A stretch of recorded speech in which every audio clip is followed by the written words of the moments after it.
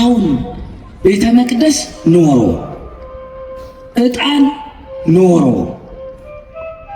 መስቀል ኖሮ ተሰጥኦ ኖሮ አገልግሎት የሚሰጥበት የትኛው ቤተ ክርስቲያን? አሁን ሁላችሁም ትዝብቱን ለራሳችሁ ሰጡ። በየትኛው ቤተ ክርስቲያን ነው መቅደስ ኖሮ መስቀል ኖሮ ዕጣን ኖሮ ዜማ እየተዜመ በቅብብሎሽ የሚደረገው? ይህ ያለምንም ድርድር በኦርቶዶክሳዊት ቤተ ክርስቲያን ውስጥ ሊተርጂ ወይም ቅዳሴ በኦርቶዶክስ ቤተ ክርስቲያን ትልቁ አገልግሎት መንፈሳዊ አገልግሎት ነው። ባለፈው ትዝ ይላችሁ እንደነበረ የጀመርኩ ቀን ስርዓተ ቅዳሴን የጀመርኩ ቀን አንድ የነገርኳችሁ ነገር አለ። በ1960ዎቹ በአውሮፓ ወደ ራሽያ የተጓዘ አንድ ጋዜጠኛ የጠየቀው ጥያቄ ነበረ። ለማን ነው የጠየቀው? ለራሽያ ኦርቶዶክስ ቤተክርስቲያን ፓትርያርክ፣ በዛ ዘመን በ1970ዎቹ ፓትርያርክ ለነበሩት ኤሌክሲያን፣ ለእሳቸው አንድ ጥያቄ ጠየቃቸው። ልብ በሉ በደንብ። ምን አላቸው? ፓትርያርኩን ባጭሩ ቤተክርስቲያኗን ምን ብለው ይገልጿታል አላቸው። ባጭሩ የእርሶን ቤተክርስቲያን ምን ብለው ይገልጿታል ሲላቸው እሳቸው ምን መሰላቸው ያሉት? እሳቸው ያሉትን ቃል በቃል ልበላችሁ። a church that celebrates the divine liturgy ያሉት ምን ማለት ነው? ቅዳሴ የምትቀድስ ቤተክርስቲያን ናት አሉት። ኦርቶዶክስ ነው ራሽያ ምስራቃዊ ቤተክርስቲያን ናቸው። ግን ምን ብለው ጠየቃቸው? የእርሶ ቤተክርስቲያን ምን ተብላ ልትገለጽ ትችላለች ሲላቸው ፓትርያርኩ ምን አሉት? የኔ ቤተክርስቲያን የምትገለጸው ቅዳሴን የምትቀድስ ቤተክርስቲያን ተብላ ትነገራለች። ምክንያቱስ ቅዳሴ ከሰማይ የተወሰደ በምድር ላይ የተተገበረ በሰማይ ያለ ስርዓት በምድር ላይ የሚከወንበት እግዚአብሔር እና መላእክቱ ከሰማይ መጥተው በምድር የሚገኙበት በሁሉ ያለ እግዚአብሔር በቤተ መቅደስ የምናገኝበት በምድር ያለን ሰዎች ተሰብስበን አንድ ቦታ ከመላእክት ጋር እግዚአብሔርን የምናከብርበት የመጨረሻው የምስጋና የመጨረሻው የአምልኮ ስርዓት ነው ማለት ነው። ይህንን ስርዓት ከየት ወሰድ ነው ካለ ከሰማይ ነው ወሰድ። አይታችሁ እንደሆነ ባህርን ተከፈይ ባላት ጊዜ ባህር ትከፈልለታለች። ተራራውን ተነቅለ ሂድ ባለው ጊዜ ተራራው ተነቅሎ ይሄድለታል። ምድር ተሰንጥቀሽ ዳታንና አቤሮንን ዋጪ ባለ ጊዜ ምድር ታዛው ተሰንጥቃ ዳታንና አቤሮንን ትውጥለታለች። የእግዚአብሔር የሆነ ሁሉ የእግዚአብሔርን ድምፅ ይሰማልና አምላካችን እግዚአብሔር ሲናገር ሁላችን እንድንሰማ ቅዱስ ፈቃዱ ይሆንልን። የእግዚአብሔር ልጆች መምጣታችን ሁልጊዜም እዚህ መሰብሰባችን ለበረከት እንዲሆንልን ለትምህርት እንዲሆንልን እግዚአብሔር ደግሞ በቃሉ የሚያስተምር የሚለውጥ ሕያው ቃል ያለው አባት ነውና በቃሉም እንዲለውጠን ይርዳን ይፍቀድልን። ባለፉት ጊዜያቶች ቅድም በመርሃ ግብር መሪያችን ሲነገረን እንደነበረው ተከታታይ የሆኑ ጉባኤያት ስለነበሩ እነዛ ጉባኤያትን ደግሞ መሀል ላይ በተለይ ማክሰኞን ደጋግመው ስላገኙት የስርዓተ ቤተ ክርስቲያን ከስርዓተ ቤተ ክርስቲያን ደግሞ አንዱ ስርዓተ ቅዳሴ አውጥተን መነጋገር ጀምረን ምናልባት ካልተሳሳትኩ ከ3 ሳምንት ወይም 4 ሳምንት ያህል የተለያዩ ጉባኤዎች ሆነው ተቋርጠውብናል። ስለዚህ ዛሬ ትንሽ አስታውሻችሁ ወደ ዕለቱ ትምህርት እንሄዳለን ማለት ነው። የተወደዳችሁ የእግዚአብሔር ቤተሰቦች እንግዲህ የቅዳሴ አገልግሎት በቤተ ክርስቲያናችን ካሉ መንፈሳዊ አገልግሎቶች ሁሉ ጣራው ነው፣ ከፍታው ነው። ሁሉም አይነት አገልግሎቶች መጠቅለያ መደምደሚያው እግዚአብሔር በግልጽ የምናገኝበት ከእግዚአብሔር ጋር ማዕድ የምንጋራበት የእግዚአብሔርን ክቡር ሥጋ ቅዱስ ሥጋ ክቡር ደሙን የምንወስድበት የአገልግሎታችን ሁሉ ጣራ የሚባለው ቅዳሴ ነው። ቅዳሴ በክርስቲያኖች ሕይወት ውስጥ በጣም ትልቅ ቦታ ያለው፣ እያንዳንዱ ክርስቲያን ከክርስቶስ ጋር ኅብረት ማድረግ ከፈለገ ለመዳን ከክርስቶስ ጋር ኅብረት ማድረግ ግዴታ ነው። ኅብረት ለማድረግና ለመዳን ከፈለገ በቅዳሴ ውስጥ ማለፍ ግዴታ ነው። ማስቀደስ ግዴታ ነው ማለት ነው። ሲያስቀድስ የሚያስቀድሰውን ነገር ደግሞ ማወቅ ሕግም ነው ግዴታም ነው ታዟል። ምክንያቱም በቅዳሴ መጀመሪያ ላይ ቅዳሴውን ቆሞ የማያስቀድስ እስከ ፍጻሜው የማይቆም ቅዱሳት መጻሕፍትን የማይሰማ ቢኖር ይላል ቅዳሴ ጋር ሲጀመር ከቤተ ክርስቲያን ይውጣ ይሰደድ ይላል። ስለዚህ ቅዳሴ ስናስቀድስ ልክ እንደ መላእክት ያው እንደምታውቁት ከዚህ በፊት እንደነገርኳችሁ ቅዳሴ በሌሎቹ ሊተርጂ የሚባለው ነገር ማለት ነው በጎልደን ቼን ይሉታል የእሃት አብያተ ክርስቲያናት የኢስተርን ቴዎሎጂያን የእኛም አብያተ ክርስቲያን ሊቃውንት ጎልደን ቼን ይሉታል። ይህ ማለት ወርቃማው ሰንሰለት ማለት ነው። ምን ማለት ነው ወርቃማው ሰንሰለት? ሰው በምድር ሆኖ ከሰማይ ካሉ መላእክት ጋር አንድ ላይ ሕያው የሆነው ሰው ሙታን ከሆኑት ሰዎች ጋር ከመላእክት ጋር ከቅዱሳን ጋር በብሔረ ሕያዋን ካሉ ከተሰወሩ አባቶች ጋር ሁሉም በጋራ ሆኖ አንድ ቦታ ተሰብስበው አንዱን እግዚአብሔር የሚያመልክበት እንደ ወርቅ ሰንሰለት ተሳስሮ እግዚአብሔርን የሚያከብርበት የመጨረሻው የአገልግሎት የመጨረሻው የቅድስና መታያ ጣራ ነው ቅዳሴ። ስለዚህ ቅዳሴ በቤተ ክርስቲያናችን ውስጥ ያለውን አገልግሎት በተለየ ትኩረት ማየት፣ መማር፣ መረዳት ያስፈልጋል። ይህን ነው አባቶቻችን ምን ይላሉ? የቅዳሴ አገልግሎት ይላሉ የክርስቶስ ኢየሱስ ቅዱስ ሥጋና ክቡር ደም የሚሰዋበት የሚፈተትበት በንስሐ ሕይወት ውስጥ ለሚገኙ ምእመናን ካህናት የሚሰጥበት የቤተ ክርስቲያን የመጨረሻው የምስጋና የጸሎት የአምልኮ ስርዓት ነው ይላል። ተመልከቱ።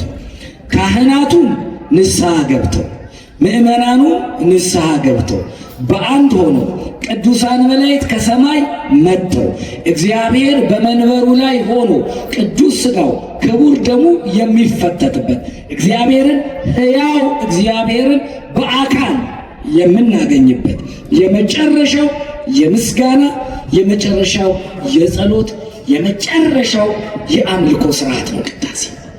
ቅዳሴ አስቀድመን መተን የምንገባበት እንጂ መሀል ላይ እንደ ድግስ መሀል ላይ እንደሆነ ኢቨንት መሀል ላይ የምንቀላቀለው አይደለም።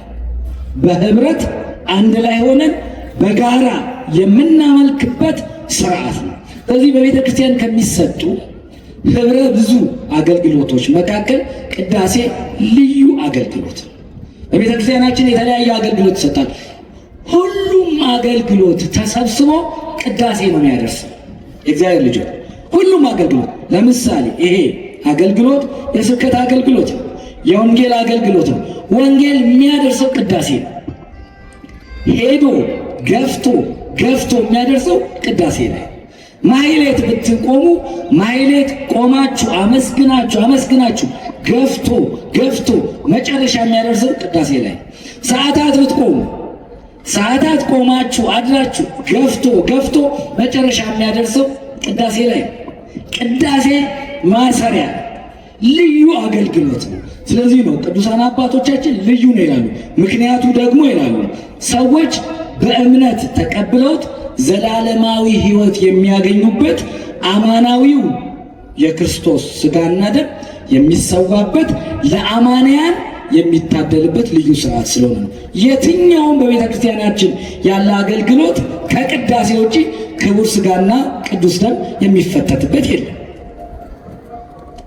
ሥጋ ወደሙ የሚገኘው በቅዳሴ ነው። ስለዚህ አገልግሎቱ የተለየ እጅግ አክብረን እጅግ ሳናጓድል በመገኘት በተቻለን አቅምና ጊዜ ሁሉ እየተገኘን የምናስቀድስበት የምንቀደስበት ስርዓት ነው። ይህ ቅዳሴ መቼ ተጀመረ? አሁን የተለያዩ ታሪኮች የተለያዩ ሁነቶችን ማንሳት ይቻላል።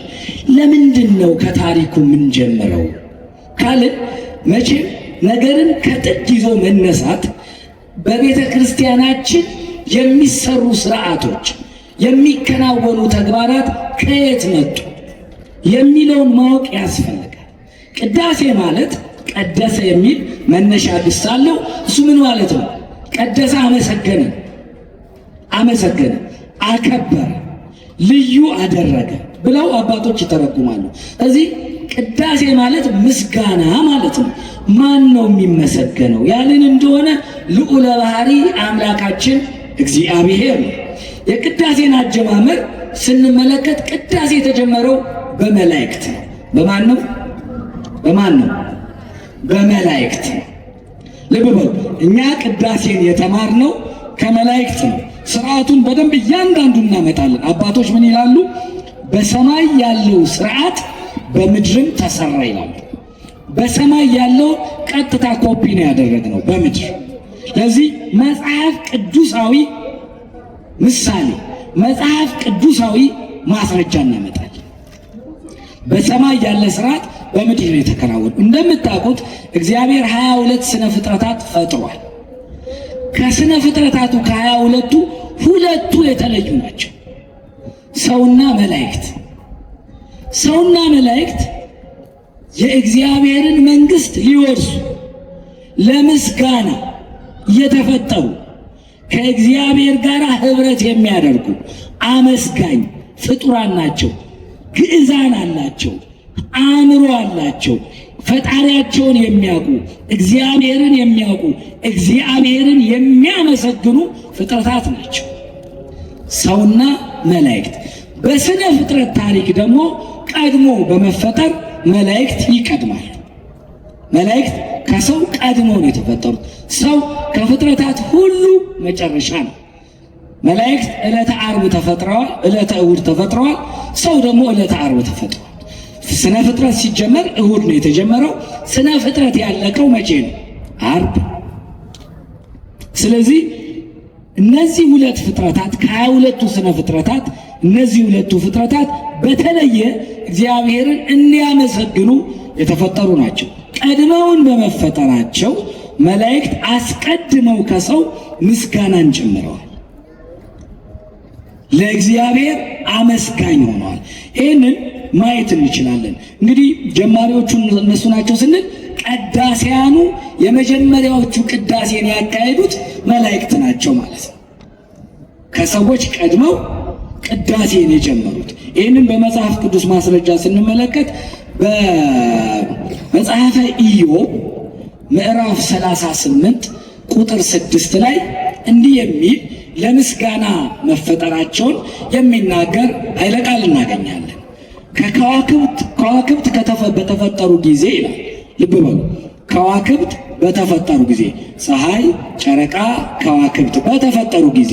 ምክንያቱም እነዚህ ፍጥረታት የተፈጠሩት በኋላ ነው፣ ከመላእክት በኋላ ነው። ዕለተ ረቡዕ ነው አይደለ? እነዚህ ፍጥረታት የተፈጠሩት። ስለዚህ በረቡዕ እንግዲህ እሁድን ያዙ፣ ሰኞን ያዙ፣ ማክሰኞን ያዙ፣ ሮብ ነው የተፈጠሩት። እንዲህ ይላል ኢዮብ፣ ከዋክብት በተፈጠሩ ጊዜ መላእክት ሁሉ በታላቅ ድምፅ አመሰገኑ ይላል። አሁን ስነ ፍጥረት ገና ተፈጥሮ እኮ አላለቀ። ስነ ፍጥረት ተፈጥሮ የሚያልቀው መቼ ነው ተባብለናል? ዓርብ። ከቃሉ ጋር ናችሁ? ዓርብ ነው ተፈጥሮ የሚያልቁት። ግን ምን አለ ኢዮብ? ከዋክብት በተፈጠሩ ጊዜ፣ ያን ጊዜ መላእክቴ በታላቅ ድምፅ አመሰገኑ ይላል። ምስጋናን ጀምረዋል አስቀድም። እንደምታውቁት መቼም መላእክት ሳይፈጠሩም እግዚአብሔር በባህሪው ምስጉን ነው። እግዚአብሔር በባህሪው የተመሰገነ ነው። ዓለም ሳይፈጠር መላእክት ሳይፈጠሩ ሰማይ ሳይፈጠር ሁሉም የምድርም ገጿ ሳይገለጥ ሰማይም ሳይቆም ሳይዘረጋ አስቀድሞ እግዚአብሔር በባህሪው ምን ነበር? ምስጉን ነበር። በባህሪው የተመሰገነ ነበር። ያ በባህሪው ተደብቆ በውስጡ የኖረ በባህሪው ምስጉን የነበረ እግዚአብሔር በመላእክት በሰው ምስጋናው ይገለጥ ዘንድ እነዚህን ፍጥረታት ፈጠረ። እዚህ መላእክት የተፈጠሩት ለዚህ ዓላማ ነው። ምን ለማድረግ? ለማመስገን ነው። እግዚአብሔርን ለማመስገን። ማመስገን ማለት ደግሞ መቀደስ ነው። ቅዳሴ አመሰገነ ነው፣ ቀደሰ ነው። ቀደሰ አመሰገነ ነው። ስለዚህ የመላእክት ስራ ማመስገን ነው ካልን የመላእክት ስራ ምን ማለት ነው? መቀደስ ነው ማለት ነው። እግዚአብሔርን ማመስገን ነው። ስለዚህ መላእክቱ እግዚአብሔርን ማመስገን ውስጥ ገቡ። መላእክቱ እግዚአብሔርን በማመስገናቸው ራሳቸው ክብራቸው ከፍ ይልላቸዋል እንጂ ለእግዚአብሔር የሚጨመር ነገር የለም። እግዚአብሔር ምስጉን ነው። መላእክት እግዚአብሔርን ባመሰገኑት ቁጥር ክብራቸው ከፍ እያለ ምስጋናቸው ጸጋቸውን እያበዛላቸው ምስጋናቸው ክብር እየሆናቸው ምስጋናቸው መብል መጠጥ እየሆናቸው ከፍ እያሉ ይሄዳሉ። ባመሰገኑት ቁጥር የደስታቸው መጠን እየጨመረ ይሄዳል። ባያመሰግኑት እግዚአብሔር የሚጎልበት አይደለም። ከመላእክት መካከል ሳጥናኤልን ታውቃላችሁ። ዲያብሎስ እግዚአብሔርን አላመሰገንም አለ፣ ወረደ። እግዚአብሔር ከክብሩ ዝቅ አላለም። እግዚአብሔርን ባለማመስገኑ ክብሩን ያጣው ማን ነው? ሰይጣን ነው። ሰው እግዚአብሔርን በማመስገኑ ምክንያት ክብሩን የሚጨምረው ጸጋው የሚጨምርለት በጸጋ ላይ ጸጋ እያገኘ የሚሄደው ሰው ነው። እግዚአብሔርን ባለማመስገናችን ለእግዚአብሔር የሚቀነስበት፣ በማመስገናችን ለእግዚአብሔር የሚጨመርለት ነገር የለም። እንኳን እኛ ንጹሐን የሆኑ መላእክት እንኳን እግዚአብሔርን ባያመሰግኑ እግዚአብሔር የሚቀንስበት ነገር የለም። ግን ምስጋናቸው፣ ክብራቸው፣ ሕይወታቸው፣ ጸጋቸው፣ ከፍታቸው ነው። ባመሰገኑት ቁጥር እየከበሩ ይሄዳሉ። ስለዚህ መላእክት እግዚአብሔርን ያመሰግኑታል ማለት ነው። እንግዲህ ይህንን በደንብ ከተመለከትን ባለማመስገን የሚመጣ ችግር አለ ማለት ነው። እግዚአብሔርን የሚያመሰግኑት እልፍ አእላፋት መላእክት አሉ። እልፍ አእላፋት መላእክት አሉ። እነዚህ በእግዚአብሔር በላይ በሰማይ እግዚአብሔርን እያመሰገኑ ስራቸው ምስጋና መሆኑን ኢሳይያስ ይነግረናል። ነቢዩ ኢሳይያስ በትንቢተ ኢሳይያስ ምዕራፍ 6 ቁጥር 1 ላይ እንዲህ የሚል ኃይለ ቃል አለ። በደንብ ልብ በሉልኝ። ይህንን ኃይለ ቃል ደጋግመን በታትነን ስለምንመለከተው ማለት ነው። ኢሳይያስ በትንቢት መጽሐፉ በምዕራፍ 6 ቁጥር 1 ላይ እንዲህ የሚል አለ። ከ1 እስከ 6 ያለው ኃይለ ቃል ለዛሬ በመላእክት ከተማ ያለውን የቅዳሴ ስርዓትና ያንን የቅዳሴ ስርዓት ቤተ ክርስቲያን እንዴት ወደ ምድር አውርዳ ስርዓተ ቅዳሴ እንዳደረገችው እንመለከትበታለን። ልብ በሉ። ኢሳይያስ በምዕራፍ 6 ቁጥር 1 ላይ እንዲህ ይላል። ንጉሥ ዖዝያን በሞተበት ዓመት እግዚአብሔር በረጅም ከፍ ባለ ዙፋን ላይ ተቀምጦ አየሁት አለ። ማን ነው ተቀምጦ የታየው? ማን ነው? እግዚአብሔር። እግዚአብሔር ከፍ ባለ ዙፋን ላይ ተቀምጦ አየሁት አለ። የልብሱም ዘርፍ መቅደሱን ሞልቶት ነበር። ምኑን ሞልቶት? ማስደግማችሁ የምፈልጋቸው ነጥቦች ስላሉ ነው። ምኑን ሞልቶት? መቅደሱን ሞልቶት ነበር። የልብሱ ዘርፍ መቅደሱን ሞልቶት ነበር። ሱራፌልም ከእርሱ በላይ ቆመው ነበር። እያንዳንዱም 6 ክንፍ ነበረው። በሁለቱ ክንፋቸው ሁለቱ ፊታቸውን፣ በሁለቱ ክንፋቸው እግራቸውን፣ በሁለቱ ክንፋቸው ሸፍነው በሁለቱ ደግሞ ይበሩ ነበር አለ። 6 ክንፍ አላቸው። በሁለቱ ምናቸው? ፊታቸው፣ በሁለቱ እግራቸው ሸፍነዋል፣ በሁለቱ ደግሞ ይበሩ ነበር አለ። ማን ነው ይሄን የሚያደርግ የነበረው? ሱራፌል፣ መላእክት ማለት ነው። ተግባብተናል? ሱራፌል ቀጠለና ምን አለ? አንዱም ለአንዱ አለ ሱራፌል ነገድ ነው። አንዱም ለአንዱ አለ ቅዱስ ቅዱስ ቅዱስ የሰራዊት ጌታ እግዚአብሔር ምድር ሁሉ በክብሩ ተሞላች እያለ ይጮህ ነበር። አንዱ ለአንዱ ቅዱስ ቅዱስ ቅዱስ የሰራዊት ጌታ እግዚአብሔር ምድር ሁሉ በክብሩ ተሞላች እያሉ ይጮሁ ነበር። የመድረኩን መሰረት አለ ከምስጋናው ድምፅ የተነሳ ተናወጠ፣ ቤቱም በጢስ ተሞላ አለ። ይህንን ኢሳይያስ በምድር ሆኖ በሰማይ የተከናወነውን በላይ በአርያም በሥላሴ መንበር እየተከናወነ የነበረውን ነገር ነው የተመለከተው። ንጉሥ ዖዝያን የሞተበት ጊዜ እንደሆነ ነገረ። በዛ ዓመት እግዚአብሔር ከፍ ባለ ዙፋን ላይ ተቀምጦ አየው። እግዚአብሔር በተቀመጠበት ዙፋን ቤተ መቅደስ ውስጥ ነው እግዚአብሔር የተቀመጠው። በመቅደስ ውስጥ የቀሚሱ ዘርፍ መቅደሱን ሞልቶት ነበር አለ። መላእክት ደግሞ ቅዱስ ቅዱስ ቅዱስ እያሉ ያመሰግኑት ነበር ብሎ ነገር። በኢሳይያስ ባየው ራእይ ወደ እግዚአብሔር አይኖቹን አቅንቶ በተመለከተው ላይ ኢሳይያስ በመላእክት ቅዳሴ ውስጥ አሁን ቅድም እንደተነጋገርነው የመላእክት ስራ ቅዳሴ ነው ብለናል። ቅዳሴ መሆኑን ደግሞ በምን አየን? ቅዱስ ቅዱስ ቅዱስ እግዚአብሔር እያሉ ሲያመሰግኑ አየን። በመላእክት ቅዳሴ ውስጥ ኢሳይያስ 4 ነገር አይቷል። ስንት ነገር? ልብ በሉ። ይሄ 4 ነገር እኛ በሰማይ ያየነው አውርደን በእኛ ቤተ መቅደስ የተገበርነው ነገር ነው። አንደኛው ራሱ በላይ ኢሳይያስ ሲመለከት መቅደስ ተመልክቷል። ምን ተመልክቷል? ምን ተመልክቷል? ይሄንን ማስረጃ እኮ በቀጥታ መጽሐፍ ቅዱስ ላይ ነው ያለው። የእግዚአብሔር የቀሚሱ ዘርፍ ምኑን መልቶት ነበር አለ? መቅደሱ። ስለዚህ በላይ ምን አለ ማለት ነው? በላይ ምን አለ ማለት ነው? መቅደስ አለ። አንድ ነው፣ መቅደስ አለ። ሁለተኛ ቀጠለና ከመቅደሱ ባሻገር መስቀል አየ። አሁን በቀጥታ መስቀል የሚል ነገር ባናይ በምሳሌ ግን መስቀል አይተናል። ምን አለ? ሱራፌል በሁለት ክንፋቸው ምንን ይሸፍናሉ አለ? ፊታቸው። በሁለቱስ እግራቸው። በሁለቱስ ምን ይላሉ አለ? ይበራሉ አለ። ይሄ ምልክት የምን ምልክት ነው? በመቅደስ ውስጥ መስቀል አየን። ልብ በሉ፣ መቅደስ አየን፣ መስቀል አየን። ከዛስ ተሰጥኦ ደግሞ አየን። ልክ ቅዳሴ ላይ ዲያቆኑ ተንስኡ ለጸሎት ሲል ህዝቡ ምን ይላል? እግዚኦ ተሳሃለነ ይላል አይደል? ካህኑ ሰላም ለኩልክሙ ሲል ህዝቡ ምን ይላል? ምስለ መንፈስከ። ይሄ ተሰጥኦ ነው፣ መቀባበል ነው። መቀባበል ዲያቆን ይላል፣ ህዝብ ይላል፣ ካህን ይላል፣ ህዝብ ይላል። እንዲህ እየተደረገ ተሰጥኦ አለ።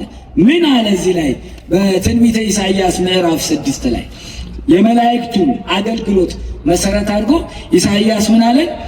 አንዱ ለአንዱ አይታችኋል። አንዱ ለማን? ለአንዱ ምን ይል ነበር? ቅዱስ ቅዱስ ቅዱስ የሰራዊት ጌታ እግዚአብሔር ከክብሩ የተነሳ ምድር ተሞላች፣ በክብሩ ተሞላች እያሉ እርስ በርሳቸው ምን ይሉ ነበር አለ? ይቀባበሉ ነበር። ማንን እያመሰገኑ ነው የሚቀባበሉት? እግዚአብሔር። ቀጠለ እንግዲህ ልብ በሉ። እኛ እላይ በቤተ መቅደሱን አየን። የእግዚአብሔር የቀሚሱ ዘርፍ መቅደሱን ሞልቶ ተመልክተናል። መስቀል አይተናል። መላእክትን እዛው አይተናል። ከዛ ደግሞ ምን አየን? ተሰጥኦ አየን። ቅዱስ አሁን ለምሳሌ እዚህ እኮ ይባላል አለ ቅዱስ ቅዱስ ቅዱስ እግዚአብሔር ጸባዖት እንላ አንዱ አንዱን ምን ያደርጋል? ይቀባበላል። ተሰጥኦ አለው።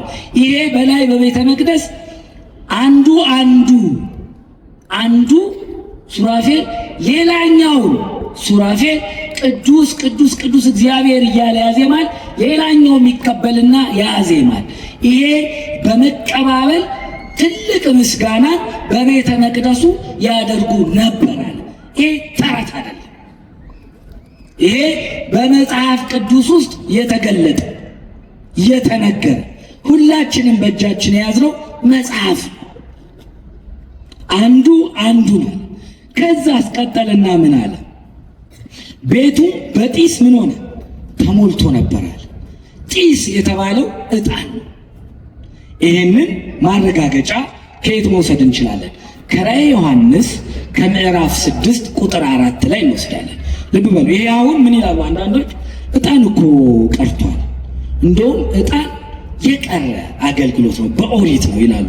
እኛ ግን በሰማይ ያለ አገልግሎት መሆኑን በራእየ ዮሐንስ በሚመጣው አዲስ ሰማይ በሚመጣው በጉ በነገሰበት እኛ ወደዛ በምንሄድበት በላይኛው ቤት ቅዱስ ዮሐንስ በራእዩ ምን አለ መሰላችሁ? በራእየ ዮሐንስ በምዕራፍ 6 ቁጥር 4 ላይ የዕጣኑም ጢስ አለ። በቤተ መቅደሱ እኮ ነው። የዕጣኑም ጢስ ከቅዱሳን ጸሎት ጋር በመልአኩ እጅ በእግዚአብሔር ፊት ወጣ አለ። ስለዚህ ምን አየን ማለት ነው? ዕጣን አየን፣ መስቀል አየን፣ መቅደስ አየን፣ ተሰጥኦ አየን። የእግዚአብሔር ልጆች ስለ ቅዳሴ ስናወራ አሁን ቤተ መቅደስ ኖሮ፣ ዕጣን ኖሮ፣ መስቀል ኖሮ፣ ተሰጥኦ ኖሮ አገልግሎት የሚሰጥበት የትኛው ቤተ ክርስቲያን? አሁን ሁላችሁም ትዝብቱን ለራሳችሁ ሰጡ። በየትኛው ቤተ ክርስቲያን ነው መቅደስ ኖሮ፣ መስቀል ኖሮ፣ ዕጣን ኖሮ፣ ዜማ እየተዜመ በቅብብሎሽ የሚደረገው? ይህ ያለምንም ድርድር በኦርቶዶክሳዊት ቤተ ክርስቲያን ውስጥ ሊተርጂ ወይም ቅዳሴ በኦርቶዶክስ ቤተ ክርስቲያን ትልቁ አገልግሎት መንፈሳዊ አገልግሎት ነው። ባለፈው ትዝ ይላችሁ እንደነበረ የጀመርኩ ቀን ስርዓተ ቅዳሴን የጀመርኩ ቀን አንድ የነገርኳችሁ ነገር አለ። በ1960ዎቹ በአውሮፓ ወደ ራሽያ የተጓዘ አንድ ጋዜጠኛ የጠየቀው ጥያቄ ነበረ። ለማን ነው የጠየቀው?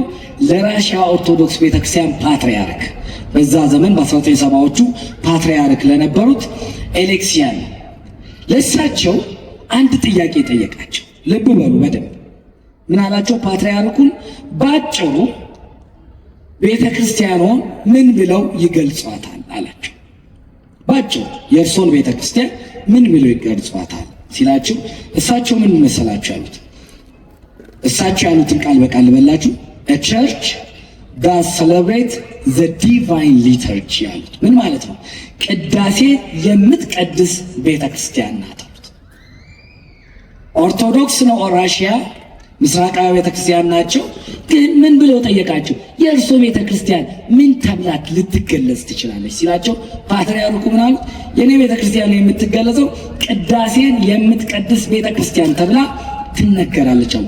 ምክንያቱስ ቅዳሴ ከሰማይ የተወሰደ በምድር ላይ የተተገበረ በሰማይ ያለ ስርዓት በምድር ላይ የሚከወንበት እግዚአብሔር እና መላእክቱ ከሰማይ መጥተው በምድር የሚገኙበት በሁሉ ያለ እግዚአብሔር በቤተ መቅደስ የምናገኝበት በምድር ያለን ሰዎች ተሰብስበን አንድ ቦታ ከመላእክት ጋር እግዚአብሔርን የምናከብርበት የመጨረሻው የምስጋና የመጨረሻው የአምልኮ ስርዓት ነው ማለት ነው።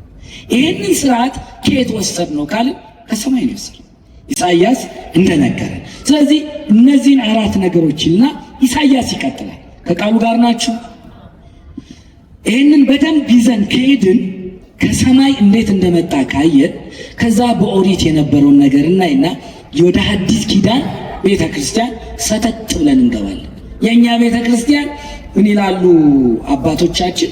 የእኛም ቤተ ክርስቲያን በሁለት መንገድ አብያተ ክርስቲያናት ተመስርተዋል። አንደኛው የጁዶ ቤዝድ ክርስቲያኒቲ የሚባል አለ፣ ሌላው ፓጋን ቤዝድ ክርስቲያኒቲ የሚባል አለ። ይሄ በነገረ መለኮት ትምህርት ነው። ምን ማለት ነው? አይሁዳዊ መሰረትን የያዘ ወይም ኦሪትን መሰረት አድርጎ የተገነባ የሐዲስ ኪዳን ቤተ ክርስቲያን አለ። የእኛን ውሰዱት። የኛ ኦሪትን እናውቃለን፣ ኦሪትን ተምረናል፣ የኦሪት መጻሕፍትን እንቀበላለን፣ የኦሪት መጻሕፍትን ተርጉመን ለአዲስ ኪዳን እናስረዳለን። የኦሪት ስርዓቶች ያለፉት መስዋዕትን ያለፉት ነገሮችን አልፈዋል፣ በአዲስ ኪዳን የተተኩት ተተክተዋል እንላለን እንጂ ኦሪት በሙሉ ተጠቅላ ጠፍታለች አንልም። ኦሪትን መሰረት አድርገን አዲስ ኪዳንን የምንከተል አዲስ ኪዳንን መሰረት ያደረግነን። ሁለተኛው ፓጋን ቤዝድ ክርስቲያኒቲ ይባላል። ይሄ ማለት ለምሳሌ አውሮፓውያን ኦሪት አልተሰበከላቸውም ነበር፣ የኦሪትን ስርዓት አያውቁም። ስለዚህ ምንድነው የመጣው? ክርስትና እንደመጣ ተሰበኩ። ክርስትና እንደመጣ ተሰበኩ፣ እሱን ወሰዱ። ፓጋንን መሰረት አድርጎ የፓጋን ወይም ኢአማኒነትን አጥፍቶ ክርስትናን የተካው። ብዙ ልማዶች ከኢአማኒነት የወሰዱት ክርስትና ውስጥ ከተውት ሐዋርያት እየመከሩ እየገሰጹ በወንጌል ያስተካከሉት። በዚህ ስርዓት ውስጥ እኛ የቅዳሴ ስርዓትን በተለይ የቤተ መቅደስ ስርዓትን ከሰማይ ወስደን በኦሪት በኩል አምጥተን በአዲስ ኪዳን የተከል ቤተክርስቲያኖች ቤተክርስቲያን። ስለዚህ ይኸውላችሁ ከሰማይ እንደመጣዩ ኢሳይያስ ይቀጥልና እንዲህ ይላል። የቅዳሴን ጉዳይ እየተመለከተ ነው። ልብ በሉ። እንዲህ ይላል ኢሳይያስ ይቀጥልና በቁጥር 6 ላይ ከሱራፌል አንዱ እየበረረ ወደ እኔ መጣ፣ በእጁም ከመሠዊያው በጉጠት የወሰደው ፍም ነበር አለ። ከምን ላይ? ከመሠዊያው ላይ በጉጠት የወሰደው ፍም ነበር። መሠዊያ፣ ጉጠት፣ ፍም። እቺ መሰረታዊ ነጥብ ነች፣ በደንብ ያዟት። ከመሠዊያው ላይ በጉጠት የወሰደው ፍም ነበረ። አፌንም ዳሰሰውና በምኑ? በፍሙ ዳሰሰውና ይህ ከንፈሮችን ነክቷል፣ በደልም ከአንተ ተወገደልህ፣ ኃጢአትም ተሰረየልህ አለኝ አለ። ሶስት ነገሮችን ደግሞ ኢሳይያስ አሁን ደግሞ አሳየን። በላይ በቤተ መቅደስ ሆኖ አራት ነገሮችን ነገረን። ራሱ ቤተ መቅደስ መኖሩን ነገረን፣ መስቀል መኖሩን ነገረን፣ ተሰጥኦ መኖሩን ነገረን፣ ዕጣን መኖሩን ነገረን። ቀጠልና ከሱራፌል አንዱ ወደ እኔ እየበረረ መጣል፣ ከመሠዊያው ላይ በጉጠት ፍም አነሳ። ወደ እኔ መጣና ከንፈሬን በፍሙ ዳሰሰው። በፍሙ ከዳሰሰው በኋላ ምን አለኝ አለ? እነሆ ይህ ከንፈርህን ነክቶታልና አሁን ከበደልህ ነጽተሃል፣ ኃጢአትህም ተሰርዮልሃል አለኝ አለ። የእግዚአብሔር ልጆች ሶስት ነገሮች አሁን በቤተ መቅደሱ አየን። ከእንደገና መሠዊያ አየን፣ ፍም አየን፣ ጉጠት አየን። እነዚህ ዛሬም በቤተ መቅደስ ውስጥ አሉ፣ በእኛ የቅዳሴ ስርዓት ውስጥ አሉ። ግን መነሻውን እናምጣላችሁ እስቲ። መልአኩ ከመሠዊያው በጉጠት የወሰደው ፍም ነው። መልአኩ ፍሙን ለምን በጉጠት ያዘ? ለምን ያዘ? ለምን በእጁ አፈፍ አድርጎ ፍሙን ይዞ አልሄደም? ከመሠዊያው ላይ እንዳያቃጥለው ይሆን?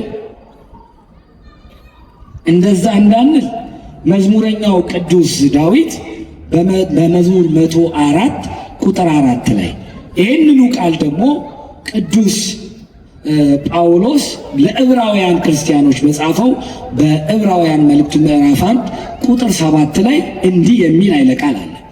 መላእክቱን መንፈስ የሚያደርግ አገልጋዮቹንም የእሳት ነበልባል የሚያደርግ ብሎ።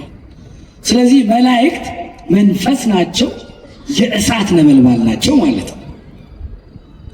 ምንም እንኳ ስለ መላእክት ስለ ፍጥረት ሲነገር እምኀበ የመጡ ቢሆንም ግን ባህሪያቸው ሲገለጽ ምን ይላል? አንደኛ መንፈስ ናቸው ይላል፣ ረቂቅ መሆናቸው፣ ኃያል መሆናቸውን ሲያስረዳ እሳታውያን ናቸው ይላል። ስለዚህ የእሳት ነበልባል ናቸው ማለት ነው፣ ለባህሪያቸው የተሰጠ ቢሆን። ስለዚህ እሳትን አያቃጥለው። ለምን ታዲያ በጉጠት እሳቱን መያዝ አስፈለገው ያሉ እንደሆነ የመጀመሪያው ፍሙ፣ በደንብ ልብ በሉ፣ ፍም የተባለው የክርስቶስ የሥጋውና የደሙ ምሳሌ ነው። ፍም የተባለው ጉጠት የተባለው የዕርፈ መስቀል ምሳሌ ነው። ይህንን በደንብ ግልጽ ላድርግላችሁ። መልአኩ ፍሙን አለመንካቱ አይታችሁ እንደሆነ መልአኩ ከመሠዊያው ላይ ቀጥታ ፍሙን አንስቶ ሄደ አይልም። ፍሙን በእሳት በጉጠት ነው ያነሳው። ዛሬ ይሄንን በደንብ ስንመለከት መልአኩ ፍሙን አለማንሳቱ በጉጠት የማንሳቱ ምሳሌ ለመላእክት የክርስቶስን ሥጋና ደም መንካት መፈተት ስልጣን አልተሰጣቸው። የክርስቶስን ሥጋና ደም መንካት መፈተት የሚችሉት ካህናት ብቻ ናቸው። ዘኢተገብረ ለመላእክት ተገብረ ለካህናት። ለመላእክት ያልተቻለው ያልተሰጠው ለካህናት ተሰጣቸው ይላል። የካህናት ስልጣናቸው ከባድ። መላእክት የክርስቶስን ሥጋና ደም መንካት አይችሉም። የሚወስዱት እንኳን በጉጠት ነው፣ በእሳት ጉጠት ነው የሚነኩት። በእጃቸው መንካት አይችሉም።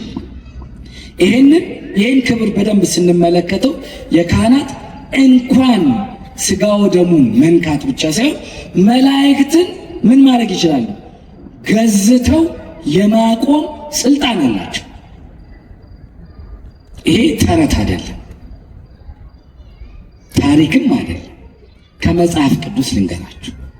በአንደኛ ቆሮንቶስ በምዕራፍ 6 ቁጥር 3 ላይ ሐዋርያው ቅዱስ ጳውሎስ ካህኑ እንዲህ በአንደኛ ቆሮንቶስ በምዕራፍ 6 ቁጥር 3 ላይ የትዳር ጉዳይ ይቅርና አለ። እንኳን በትዳር ማለት ነው፣ እንኳን ስለ ትዳራችሁ ማለት ነው። የትዳር ጉዳይ ይቅርና በመላእክት እንኳን እንድንፈርድ አታውቁምን ይላል ሐዋርያው። በትዳራችሁ ላይ አይደለም እንዲህ ነው ብለን መፍረድ አይደለም። እንኳን በትዳራችሁ በመላእክት ላይ እንኳን እንድንፈርድ አታውቁምን አለ። ይህን ያለው ቅዱስ ጳውሎስ። የዛሬ ካህናት የቅዱስ ጴጥሮስ ልጆች ናቸው። የቅዱስ ጴጥሮስን ክህነት የያዙ ናቸው። የቅዱስ ጳውሎስን ክህነት የያዙ ናቸው። ስለዚህ እንኳን በትዳራችሁ በመላእክት ላይ ሊፈርዱ ስልጣን አላቸው። ለዚህ ጥሩ ማሳያ ቅዱስ ዮሐንስ አፈወርቅ። ቅዱስ ዮሐንስ አፈወርቅ በዚህ ታሪክ ላይ ሌላ ጊዜም ልናነሳው እንችላለን። አንዲት እህትን ሊያጠምቃት ሲሄድ መልአከ ሞት መንገድ ላይ ያጋጥመዋል። ያው ሰው ካልበቃ በምድር ላይ ግዘፍ የነሳው ግዙፍ የሆነውን ነገር ይመለከታል እንጂ ረቂቁን አያይም። ቅዱሳን የሆኑ እንደሆነ ግን የእግዚአብሔር ዓይን ነው ያላቸውና ረቂቁን ያያል። ስለዚህ መልአከ ሞት ሲመጣ ቅዱስ ዮሐንስ አፈወርቅ አየው። ልጅቷን ሊያጠምቃት እየሄደ ነው። ጠየቀው፣ ወዴት ትመጣለህ አለው። እቺ ልጅን እንድወስድ ተጠርቼ ታዝዤ ነው አለው። እንግዲያውስ አጥምቂያት እስክመለስ በእግዚአብሔር ስም የተገዘትኩን ጠብቀኝ አለው። መልአኩ ቆመ። መልአከ ሞት ቅዱስ ዮሐንስ አፈወርቅ ያችን ሴት ይዞ አጠመቃት።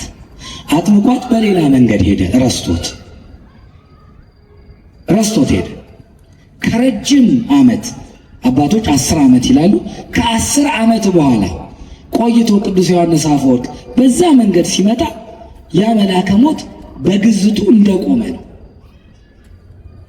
ይሄ ተረት አለመሆኑን የምትመለከቱት ቅዱስ ጳውሎስ በአንደኛ ቆሮንቶስ ላይ በግልጽ ያስቀመጠው ነገር አለ።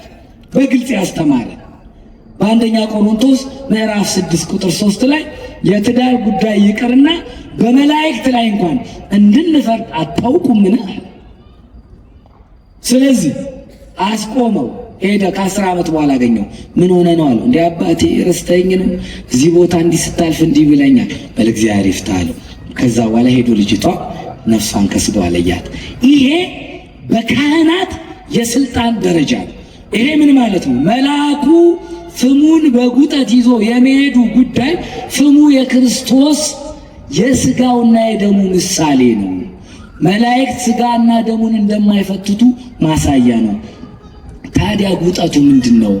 የእርፈ መስቀል ምሳሌ ነው። ዛሬ ዲያቆናት እርፈ መስቀል ማለት ደሙን ስትቀበሉ የክርስቶስን ዝውዕቱ ስጋው ለክርስቶስ ዘወረደም ሰማያት ብለው ምን ይላሉ? ዲያቆናት ቅዱስ ደሙን ያቀብሏቸዋል።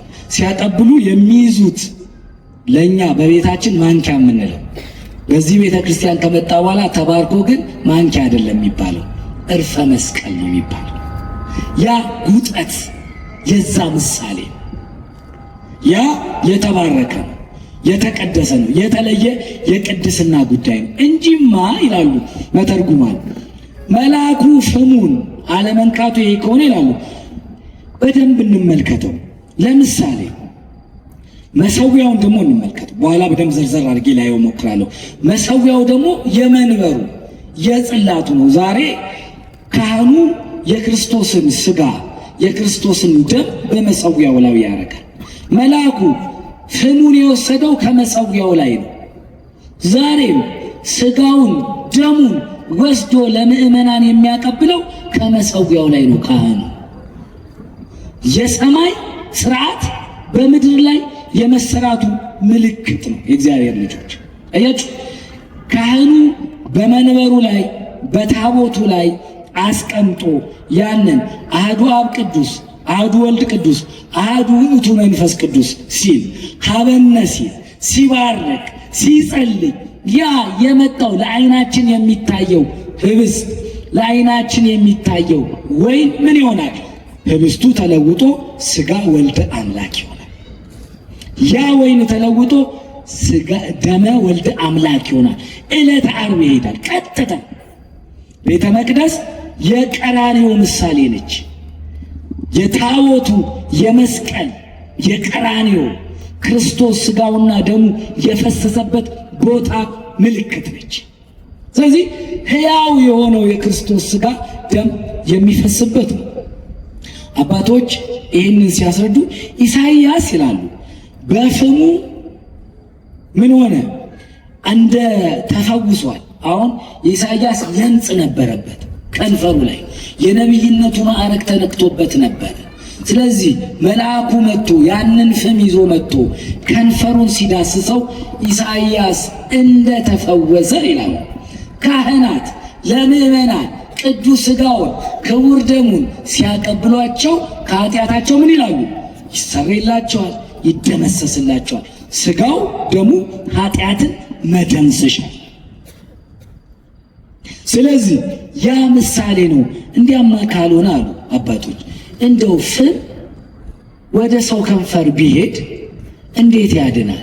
በለምጽ ላይ ቁስል ይጨምራል እንጂ የክርስቶስ የስጋው የደሙ ምሳሌ ባይሆን። ለምሳሌ አንድ ነገር እንጨምርና ትምህርታችንን ጠቅለል እናደርጋለን። ልክ እስራኤል በበጉ ደም ከሞተ በኩር ድነዋል አይደል? ታስታውሳላችሁ። እስራኤል ምን ሆነዋል? የበጉ ደም ምን ብሏቸዋል? እግዚአብሔር ሞተ በኩር ይመጣል አላቸው። በግብፅ ያለውን ሰው ከሊቅ እስከ ደቂቅ ከንጉሱ ቤት እስከ መበለቷ ቤት ድረስ በኩር የሆነው ሰውም እንስሳም ይገላል አላቸው። ግን እናንተ መዳን ከፈለጋችሁ በግ ውሰዱ፣ እረዱ። በጉን ካረዳችሁ በኋላ ደሙን በመቃኑ ላይ ቀቧል። የምትድኑት በበጉ ደም ነው አላቸው። የበግ ደም ከሞት የሚያድን ሆኖ አይደለም፣ ምሳሌ ነው። ነገ ክርስቶስ የዓለምን ኃጢአት ተሸክሞ የእግዚአብሔር በግ ተብሎ በሱ ደም እንደሚድኑ ሞተ በኩር የተባለ ጥንተ አብሶ ሞተ በኩር የተባለ ዲያብሎስም እንደሚያሸንፉ ምሳሌ ሲሰጣቸው እንጂ ሰው በበግ ደም ይድን አይደለም። የሚድን ቢሆን ኖሮ የክርስቶስ መሞት ባላስፈለገ ነበር። ምሳሌ ነው። ክርስቶስ በመጨረሻው ዘመን መጥቶ ራሱን በግ ብሎ ቅዱስ ዮሐንስ በምዕራፍ 1 በዮሐንስ ወንጌል ምዕራፍ 1 ቁጥር 40 ላይ እንዲህ ይላል፣ የዓለምን ኃጢአት የሚያስተሰርይ የእግዚአብሔር በግ እነሆ ይላል። ነው በጉ ለእግዚአብሔር ሲል የዓለምን ኃጢአት የሚያስተሰርይ ክርስቶስ በግ ተብሏል። ያ በግ እስራኤል ዘሥጋ ከመቶ በኩር የዳኑበት ምሳሌ የሆነው አማናዊው በግ ክርስቶስ ከኃጢአታችን የሚያድነን በደሙ ነፃ የሚያወጣን የሚያሻግረን መሆኑን ነው። ስለዚህ ልብ በሉ፣ ይሄ ምሳሌ ነው። ኢሳይያስ በፍሙ ከንፈሩ ተነክቶ ድኗል። እናንተም በቅዱስ ሥጋው በክቡር ደሙ ስትወስዱ እንደ ኢሳይያስ ትፈወሳላችሁ፣ ወደ ቀደመ ክብራችሁ ትመለሳላችሁ ሲል ነው። ስለዚህ የእግዚአብሔር ልጆች ትምህርቱን የዛሬውን ስንጠቀልል በሰማይ ያለ ስርዓት በምድር ላይ ተሰርቷል ማለት ነው። ቅዳሴ የት ተጀመረ ካልን በላይ በሰማይ መላእክት ጀመሩት። ያንን ኢሳይያስን ብቻ ምሳሌ አድርገን አየን። በላይ በቤተ መቅደስ በላይ በሰማይ ምን አየን? መቅደስ አየን፣ መስቀል አየን፣ ዕጣን አየን፣ መሠዊያ አየን፣ ፍም አየን፣ ዕጣን አየን። በቤተ ክርስቲያን አሁን ያለውን አጠቃላይ በቅዳሴው ስርዓት ላይ ያለውን ነገር በሙሉ በሰማይ አየን። ያንን ወስደን በቤተ መቅደስ ጀመረ። እዚህ ቅዳሴ የተጀመረ ከተባለ በሰማይ። ለዚህ ምሳሌያችን ተረት አይደለም፣ መጽሐፍ ቅዱስ ላመነ ገድሉ፣ ታምሩ፣ ድርሳኑ መስበኪያ። ግን ደግሞ ዓለማችን ጥያቄ ያለበት ስለሆነ መቼም ጠይቆ መረዳት በራሱ ችግር ቢሆንም ግን ጥያቄ ያለበት ስለሆነ ከየት መጣ ቢሉ ከመጽሐፍ ቅዱስ ምሳሌ አድርገን በላይ ምስጋና መሆኑ፣ ቅዳሴ ምስጋና መሆኑ፣ ስርዓቱ የተሰራው በሰማይ መሆኑ ይህን ማሳየት ይቻላል። በሚቀጥለው ጊዜ የቀጠሉትን ነጥቦች እያነሳን እንዲሁ እንማራለን። ያስተማረን የመከረን የገሰጸን የቅዱሳን አባቶቻችን አምላክ የእኛም አምላክ ልዑለ ባሕርይ አምላካችን እግዚአብሔር ስሙ የተቀደሰ የተከበረ ይሁንልን። የተማርነውን ትምህርት በልቦናችን ይጻፍልን። በቅዳሴው ተባርከን ሥጋውን ደሙን ወስደን ለክብር እንድንሆን አምላካችን እግዚአብሔር ይጠብቀን። ለዛም ክብር ያብቃን። ወስብሐት ለእግዚአብሔር።